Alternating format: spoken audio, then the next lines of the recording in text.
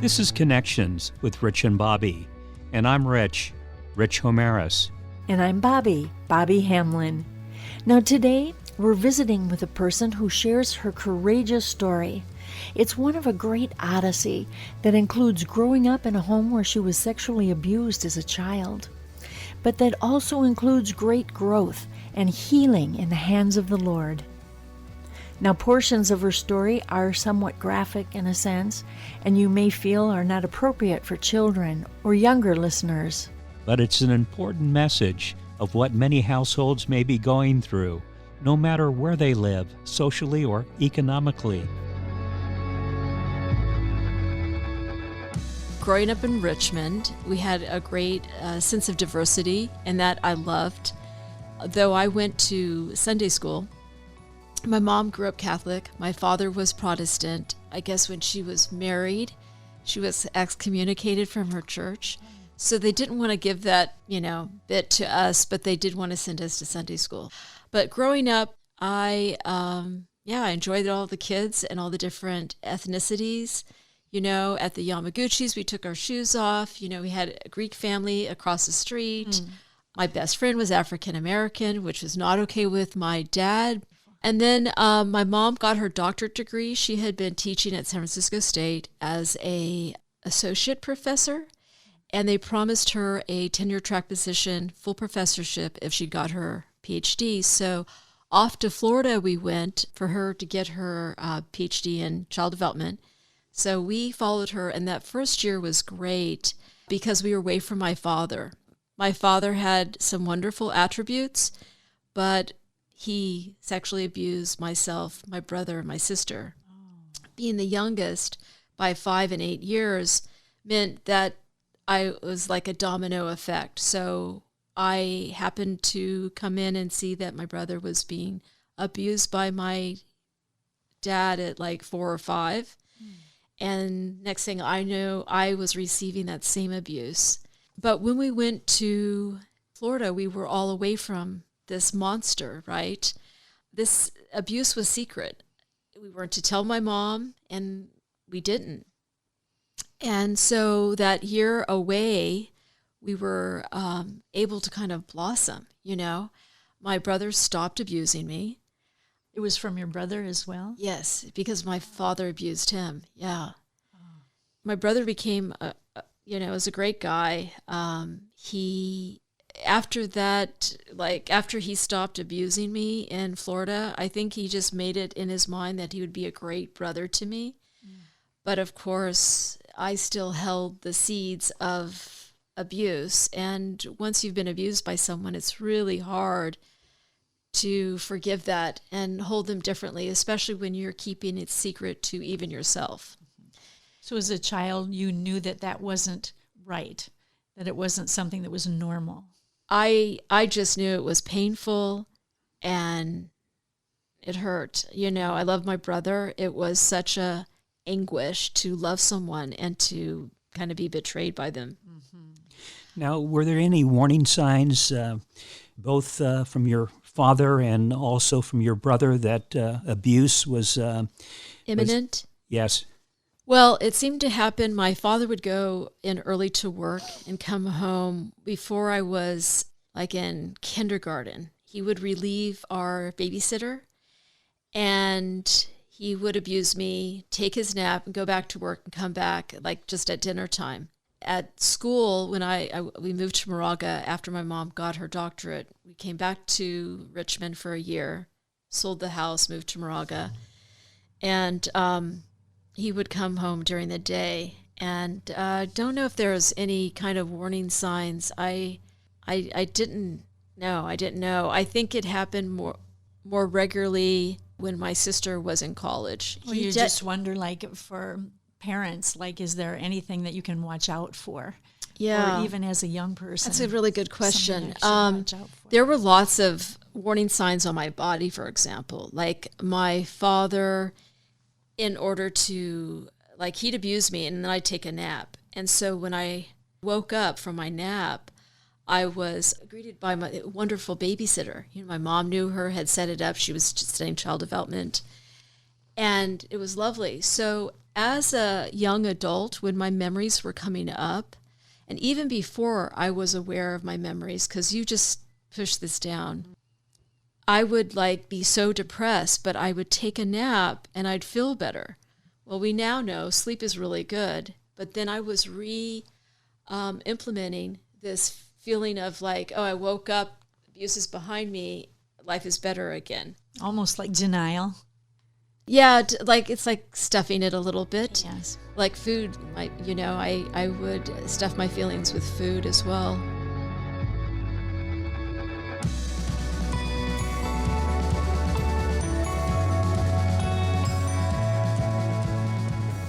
Even as a young adult, holding on to these emotional scars in a life of denial with sleep and, even as she said, stuffing her feelings with food. We'll be continuing our visit with our guest, who asked us not to use her name because of the nature of our talk about her abuse as a child. But do stay with us.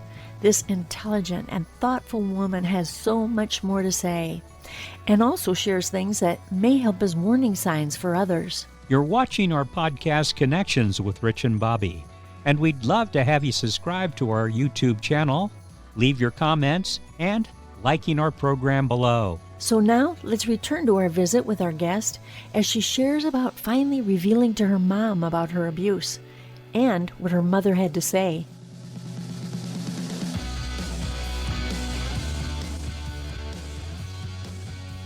I think this, maybe not everyone knows, but I asked my mom after the fact, and when I came forth with my memories, my sister had come forth with her memories years before, but my sister was such a drama queen that it was hard to always believe her. But then when I told my mom, no, this happened, it just like gave the whole picture that, yes, my sister was accurate as well. But I asked my mom, why was it so important for me to stuff my feelings? She's like, well, two things. You don't have the wherewithal to deal with that kind of emotional pain and anger and betrayal at such a young age. You just don't have those tools in your toolbox. And second, and probably the most important thing, is as a child, you need to see your environment as good, because we only grow in goodness. We only grow in positivity. So anything that happens that's a negative, you take it on in the form of shame. And so I just carried this shame like an overcoat. And, I know I could have gone on in college. I have a desire to get my own PhD and help people with this, but I just couldn't let go of really, just God has had me on this journey of getting well and healing my soul, because really sexual abuse is soul murdering. Oh, yes. Now, you mentioned that you would sleep and then you would wake up to your babysitter coming in, happy face, safety. Were there any signs for her, your babysitter, that something was wrong and something was going on in this household that wasn't right? I don't know, but the telltale signs that now looking back, and I knew this I've been on this journey for almost 30 years. So mid-journey, all these things made sense. I used to have these incredible welts, hives, here, On your wrists. my lips were so swollen, my tongue. And if your tongue gets swollen, you can't breathe. So if my tongue ever got swollen, they'd rush me to the hospital, right, to get a shot of whatever to bring down the swelling. My eyes would swell up because the way he held my face, right, is almost as though my body was saying, something's happening. Mm-hmm. When he would abuse me when I was little, one time I guess maybe I tried to run away, he spanked with his fraternity paddle the bottom of my feet, and my feet would just swell up, and I can remember with my mom, because I can always remember with another person there, like going, Mom, my feet are so swollen and itchy and hot. And, I'd go to Kaiser and get all these pinpricks to see what I was allergic to. Well, and they would probably think that the physical signs that they saw were from your allergies instead of Yeah. something else. Yeah. Did anyone know at all? Did you confide in anyone? You said you didn't talk to your mother, but any friends or teachers or your babysitter? You just kept it secret. It was hidden from myself. It was like a still trap. I just couldn't deal with it.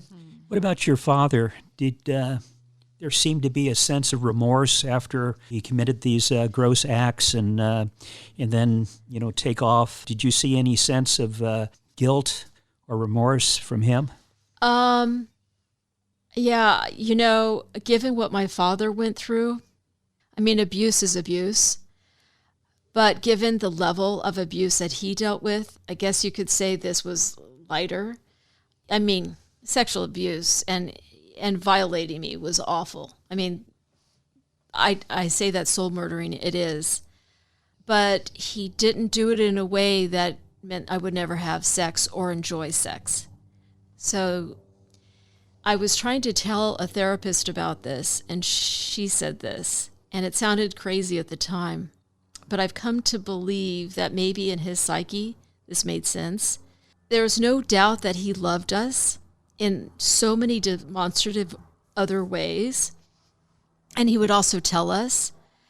And I think he loved us in his mind in a way that he thought, like, that he knew to love us, And because you sometimes don't know something's wrong until you can experience the associative feelings that are there with it, right? You grow up in one way, but until you learn differently, you don't do differently. Mm-hmm.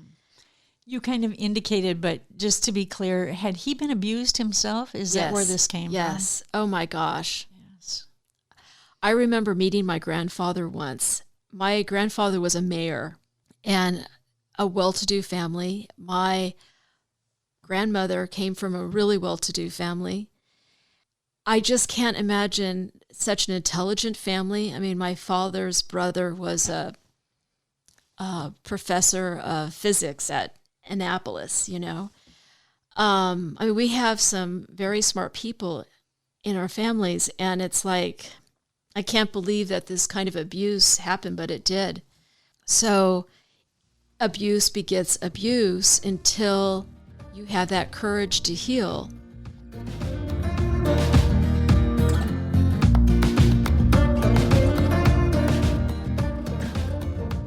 Even coming from a well-educated and prestigious family background doesn't immune one from the horrors of abuse, as our guest has shared. And we'll be continuing our talk with her on our next program, as she shares about how growing up as an abused child had an effect on her own self-image. Yes, so be sure to join us then. It'll be so helpful to anyone who has, or who you may know of, or may meet, who's experienced abuse as a child. And it helps us to know how to support, or even to pray for, those who've experienced abuse.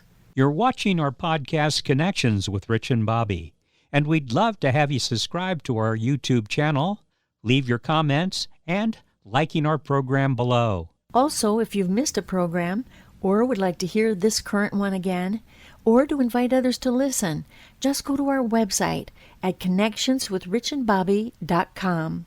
And all of our contact information is there as well. Then, if you have a smart speaker, you can also listen to us there by simply saying, Alexa, Siri, or Hey Google, play the podcast Connections with Rich and Bobby. Also, you can listen to our program on Pandora. And finally, you can connect with us on social media on Instagram, Twitter, and Facebook. So do take a moment to let us know about you. And we'd love to know what you think of our program. This is Connections, connecting with one another, as Romans 1 verse 12 says, that we may be mutually encouraged by each other's faith, both yours and mine. So thank you for listening, and remember, tell others and spread the word, God's word. And don't forget to join us next time on Connections with Rich and Bobby.